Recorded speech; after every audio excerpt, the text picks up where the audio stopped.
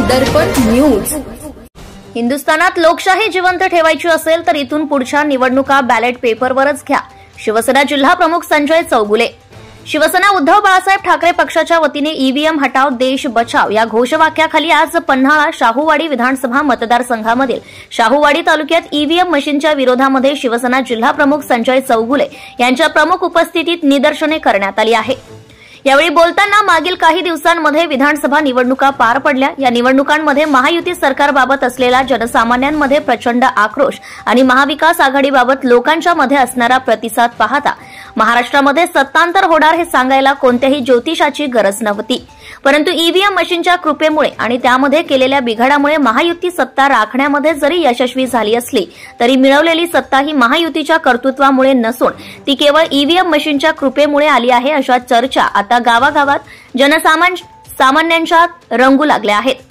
ज्या अमेरिकेने EVM machine बनवलं त्यांच्यासहित इतर राष्ट्रांनी या मशीनवर बंदी आणून निवडणुका बॅलेट पेपरवर घेण्याचे तत्व स्वीकारले असताना ईव्हीएम मशीनचा अट्टहास भारतामध्येच का? खऱ्या अर्थाने जर हिंदुस्थानामध्ये लोकशाही जिवंत ठेवायची असेल तर केंद्र सरकारने ईव्हीएम मशीन बंद करून इथून पुढच्या सर्व निवडणुका ह्या केवळ बॅलेट पेपरवरच घ्याव्यात, असे परखड मत या आंदोलनादरम्यान शिवसेना उद्धव बाळासाहेब ठाकरे पक्षाचे जिल्हाप्रमुख संजय चौगुले यांनी व्यक्त केले।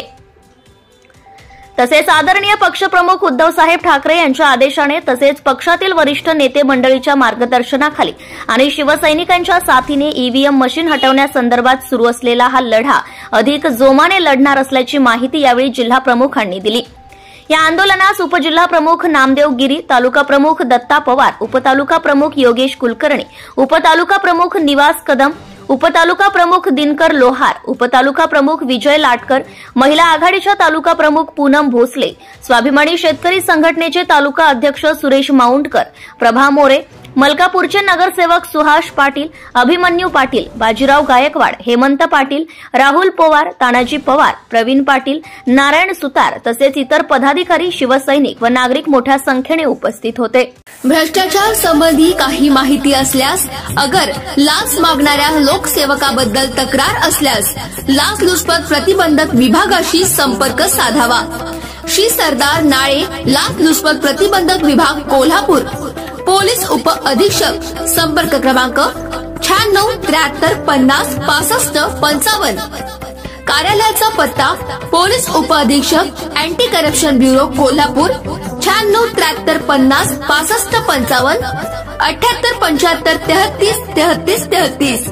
कार्यालयीन दूरध्वनी क्रमांक 0231 25 40 98 9। व्हॉट्सअप क्रमांक 78 75 33 33 33। निशुल्क फोन क्रमांक 1064।